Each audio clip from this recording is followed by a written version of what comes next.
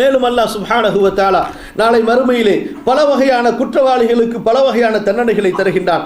அதில் ஒன்றை ரசூலுல்லாஹி ஸல்லல்லாஹு அலைஹி வஸல்லம் அவர்கள் சொல்கின்றார்கள். ஸஹீஹுல் புகாரி ஸஹீஹ் முஸ்லிமுடைய அறிவிப்பு, உஸாமா இப்னு ஸைத் ரலியல்லாஹு அன்ஹு அறிவிக்கின்றார்கள். நாளை மறுமையிலே நரகத்திலே ஒரு மனிதனை கொண்டு வந்து தூக்கி எறியப்படும்.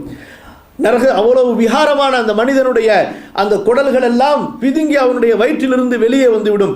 அந்த குடல்களை சுற்றி அவன் எப்படி சுற்றி வருவான் என்று சொன்னால், எப்படி, அதாவது பழைய காலத்திலே நான் பார்த்திருக்கலாம், அந்த எண்ணெய் அரைக்கக்கூடிய அந்த என்ன சொல்லுவாங்க அதுக்கு, செக்கை, எண்ணெய் அரைக்கக்கூடிய அந்த செக்கை கழுதைகள் மாடுகள் சுற்றி வருகின்றனவோ அது போன்று அவனுடைய குடல்களை அவன் சுற்றி வருவான் என்பதாக.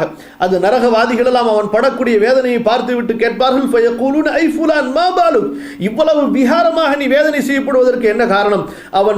அவர்கள் சொல்லுவார்கள் அந்த மனிதனை பார்த்து, மனிதனே, குன்த தஅமுருனா வ தன்ஹானா அனில் முன்கர், நீ எங்களுக்கு நல்லதை சொல்லிக் கொண்டிருந்தாயே, எங்களுக்கு நன்மையை ஏவினாய், தீமையை விட்டு நீ எங்களை தடுத்தாயே, நீ எப்படி இந்த நரகத்திற்கு வந்து விட்டாய்?